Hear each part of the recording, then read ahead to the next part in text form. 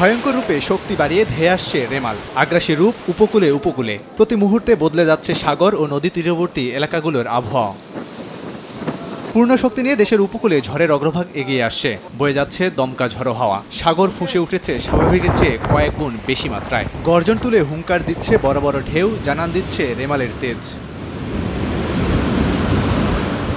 ওমানের নাম দেয়া চলতি বছরের প্রাক বর্ষা মৌসুমে রেমালের সর্বনাশা তাণ্ডব ব্যাপক ক্ষয়ক্ষতির কারণ হতে পারে বলে জানাচ্ছে আবহাওয়া দপ্তর। সময়ের সঙ্গে সঙ্গে কেন্দ্রবিন্দু আরও বেগতিক, আরও আগ্রাসী হয়ে ছুটছে।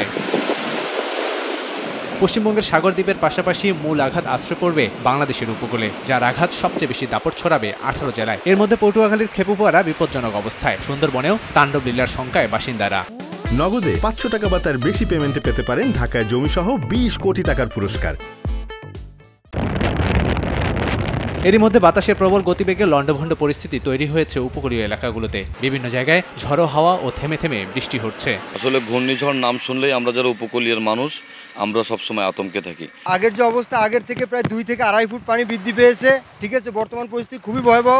ঝড় বৃষ্টি বাতাস এত পরিমাণ বাড়তেছে, আমরা সাইকেল সেটার যাইতেছি সবাইকে নিয়ে। প্রায় এরকম ঝড় হয়, তার করবো কি, আমরা বাঁচতে হবে তো। ছোট ব্যবসা করি তো, দোকান থেকে বাড়িটারে কিছু সরাই নিয়ে যাচ্ছে আর কি। নদীর পানি বেড়ে উপকূল ছাপিয়ে লোকালয়ে ঢুকছে পানি, ভেঙে গেছে বাঁধ, হিমশিমে জনপদ। রেমেল অতিক্রমের সময় 8 থেকে 10 ফুট জলোচ্ছ্বাস হতে পারে। সেই সঙ্গে অতি ভারী বৃষ্টিতে 5 জেলায় ভূমিধসের শঙ্কার কথাও জানিয়েছে সংস্থাটি। এই অবস্থায় উপকূলের বাসিন্দাদের আশ্রয় কেন্দ্রে নিতে মাইকিং করছে স্থানীয় প্রশাসন। ঘূর্ণিঝড় রেমালের প্রভাবে 10 নম্বর মহাবিপদের সংকেতের মধ্যে মোংলায় নিরাপদ আশ্রয়ের দিকে ছুটতে থাকেন ধারণ ক্ষমতার 4 গুণ বেশি যাত্রী নিয়ে একটি ট্রলার। এতে ট্রলারটি পাড়ের কাছাকাছি জায়গায় ডুবে যাওয়ায় অধিকাংশ যাত্রীরাই সাঁতরে তীরে উঠলেও শিশুসহ 2 জন নিখোঁজ হন।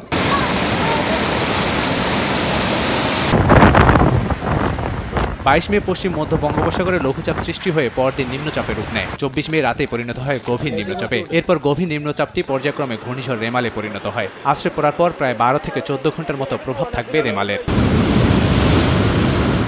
লাবিব হাসান, সময় সংবাদ।